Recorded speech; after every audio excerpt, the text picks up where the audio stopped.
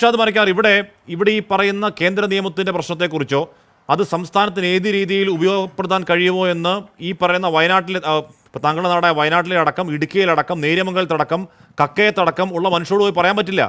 അവരുടെ ഉറ്റവർ നിരന്തരം നാട് വിട്ട് അല്ലെങ്കിൽ ഈ ലോകം വിട്ടുപോകുന്ന വേദനയിൽ നിൽക്കുന്നവരാണ്. ഇന്നിപ്പോൾ ഒരു അടിയന്തര യോഗം ചേരുന്നുണ്ട്. അവിടെ സംസ്ഥാനത്തെ മുഴുവൻ വന്യജീവി ആക്രമണങ്ങളെക്കുറിച്ചും യോഗം ചർച്ച ചെയ്യുന്നുണ്ട്. ഇത് സംസ്ഥാന ദുരന്തമായി പ്രഖ്യാപിക്കുന്നുണ്ട്. വനത്തിനകത്തെ കുളങ്ങൾ, തടയണകൾ, ജലദൗർലഭ്യം നേരിടുന്ന ഒരു ലിസ്റ്റ് തയ്യാറാക്കി സർക്കാരിന് സമർപ്പിക്കാൻ തീരുമാനിക്കുന്നുണ്ട്. എല്ലാ സർക്കിളുകളിലും വനം, റവന്യൂ, പോലീസ് വകുപ്പുകൾ ചേർന്നുള്ള കമാൻഡ് കൺട്രോൾ സെന്ററുകൾ തുടങ്ങുന്നുണ്ട്. ജനജാഗ്രതാ സമിതികൾ വിളിച്ചു ചേർത്ത് ബന്ധപ്പെട്ട പഞ്ചായത്തുകളുമായി ചേർന്ന് ഫലപ്രദമായ ആസൂത്രണം നടപ്പാക്കാൻ തീരുമാനിക്കുന്നുണ്ട്. അപ്പോൾ ശരിയായ ഒരു ഡയറക്ഷനിലേക്ക് മരണം ഇത്രയായിട്ട് അല്പം വൈകിയാണെങ്കിൽ കൂടിയും സർക്കാർ പോയി എന്ന് വിലയിരുത്താൻ കഴിയുമോ? സംഷാദ് മരക്കാർ.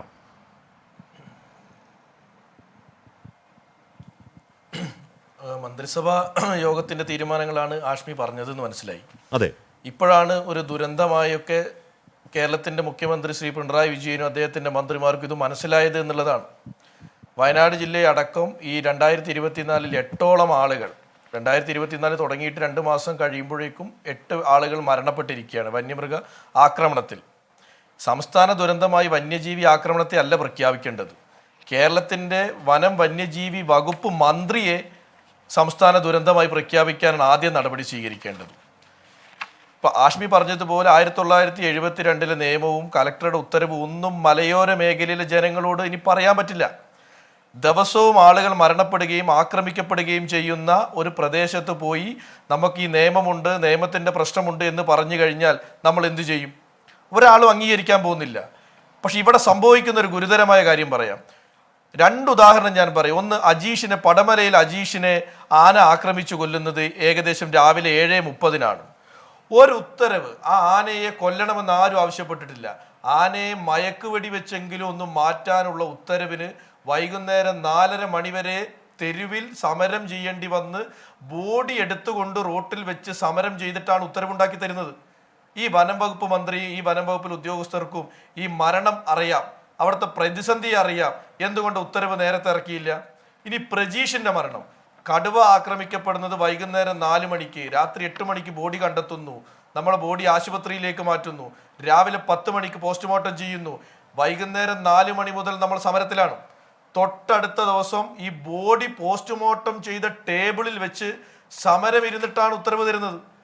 ഓരോ ഉത്തരവിനും സമരം ഇരിക്കേണ്ടി വരുന്ന ഒരു ഗതികെട്ട ആളുകളായി ഈ മലയോര മേഖലയിലെ ജനത മാറുകയാണ്. ഇത് കേന്ദ്രമന്ത്രി വന്ന യോഗത്തിൽ ഞാൻ ഉന്നയിച്ചതാണ്. എന്തുകൊണ്ടാണ് ഈ ഉത്തരവ് തരാൻ വൈകുന്നത് എന്ന്. അദ്ദേഹം പറഞ്ഞൊരു മറുപടി, നിങ്ങൾ ഒരു ഇമെയിൽ അയക്കാൻ എത്രയാണ് താമസം എന്ന് ചോദിച്ചു. ഞാൻ പറഞ്ഞു ഫ്രാക്ഷൻ ഓഫ് സെക്കൻഡ്സ് ആണ്.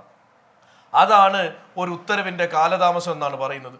കേരളത്തിലെ വയനാട് ജില്ലയിലെ വനം വകുപ്പിലെ ഉദ്യോഗസ്ഥർ അവിടെ ഉണ്ടായിരുന്നു. അവരാരും ഒന്നും മറുപടി പറഞ്ഞില്ല.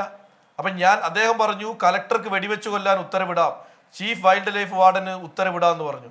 അപ്പോൾ അദ്ദേഹത്തോട് ഞാൻ പറഞ്ഞു, ഇവിടെ കൂട് വെക്കാൻ ഉത്തരവ് കിട്ടാൻ വേണ്ടി 24 മണിക്കൂർ സമരം ചെയ്യേണ്ട ഒരു ജില്ലയിൽ നിങ്ങളിത് പറഞ്ഞു പോയി കഴിഞ്ഞു കഴിഞ്ഞാൽ നാളെ മുതൽ ഈ ഉത്തരവ് കാത്ത് ജനം നിൽക്കുമെന്ന് പറഞ്ഞപ്പോൾ അത് അദ്ദേഹം പറഞ്ഞു അവർക്കത് ചെയ്യാനുള്ള അധികാരമുണ്ട്, അവർ ചെയ്യട്ടെ എന്ന്. ആ മന്ത്രി പോയതിനു ശേഷം ചില ഫോറസ്റ്റ് ഉദ്യോഗസ്ഥർ പറയുകയാണ് കടുവയുടെ പ്രശ്നത്തിൽ NTC ആക്ടിൻ്റെ പ്രശ്നമുണ്ട്, ആ പ്രശ്നമുണ്ട്, ഈ പ്രശ്നമുണ്ട് എന്ന് പറയാം. ഈ പ്രശ്നങ്ങൾ ഇനി പറയാൻ പറ്റില്ല. ഇതിനകത്ത് നടപടികൾ ഉണ്ടാവുക എന്നുള്ള ആ നടപടിക്ക് IPCR പ്രകാരം കലക്ടർക്ക് ഉത്തരവിടാൻ പറ്റുമോ? ചെയ്യണം. ഇനി വൈൽഡ് ലൈഫ് വാർഡിന് ഉത്തരവിടാൻ പറ്റുമോ? ചെയ്യണം. ഇതിനകത്ത് ഒരു ഉത്തരവാദിത്തോടുകൂടി സർക്കാർ ഇവർക്കൊരു ധൈര്യം കൊടുക്കണം. ഈ ഉദ്യോഗസ്ഥർക്ക് ഞങ്ങളുണ്ട് കൂടെ എന്ന്. വയനാട്ടിൽ ഇട്ടിട്ടുണ്ട്. വയനാട് ജില്ലയിൽ 1987 മാരാപ്പാണ്ഡ്യൻ ഉത്തരവിട്ട് ആനയെ കൊന്നിട്ടുണ്ട്. കേരളത്തിന്റെ മുൻ മുഖ്യമന്ത്രി ഉമ്മൻചാണ്ടി ഉണ്ടായിരുന്ന സമയത്ത് നൂൽപ്പുഴയിൽ കടുവയെ വെടിവെച്ചു കൊല്ലാൻ ഉത്തരവിട്ടിട്ടുണ്ട്.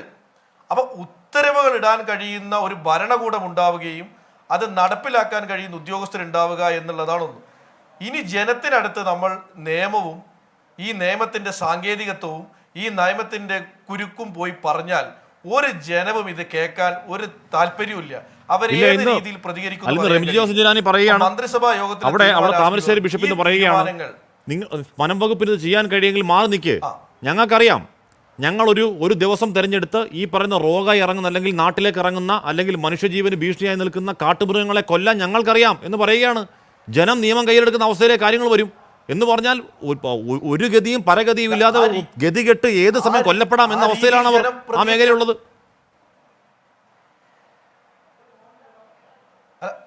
തീർച്ചയായും ഞാൻ ഈ ആളുകളുടെ ഒരു പ്രയാസം മനസ്സിലാക്കണ്ടേ.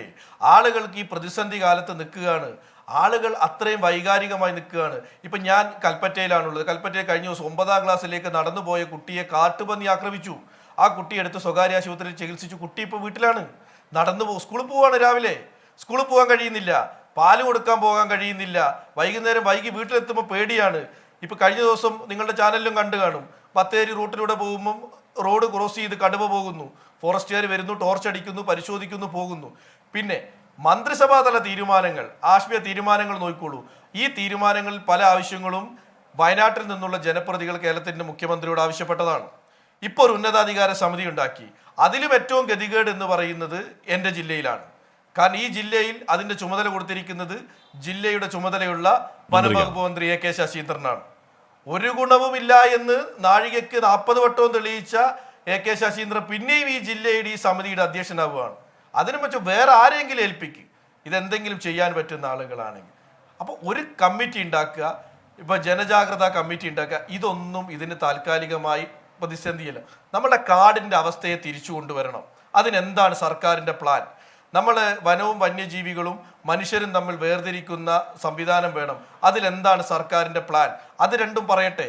40 കോടി രൂപയാണ് ബഡ്ജറ്റിൽ വന്യജീവി ശല്യം പരിഹരിക്കാൻ വെച്ചത്. അതിൽ വയനാടിന് കിട്ടുന്ന എത്ര രൂപയുണ്ട്? പിന്നെ BJPയുടെ പ്രതിനിധിയാണ് പറഞ്ഞു തോന്നുന്നു 77 കോടി രൂപ കേരളത്തിന് അനുവദിച്ചു എന്നൊക്കെ പറയുന്നത് കേട്ടു. ഇത് നിങ്ങളുടെ കേന്ദ്രമന്ത്രി വന്ന യോഗത്തിൽ ഞങ്ങൾ ചോദിച്ചതാ. 12 ലക്ഷം രൂപയാണ് വയനാടിന് കേന്ദ്രം തന്നിരിക്കുന്ന പൈസ. 12 ലക്ഷം, 3 ലക്ഷം വെച്ചൊക്കെ ഓരോ ഫോറസ്റ്റ് ഡിവിഷനിലേക്ക്. ഇതിൽ കൂടുതലൊന്നും തന്നിട്ടില്ല. പണം വേണ്ട സ്ഥലത്ത് പണം വേണം. ഇനി ആ പണത്തിന്റെ കാര്യം പറയുമ്പോൾ പ്രതിസന്ധി പറയും. അല്ല, സംശയം ഞാൻ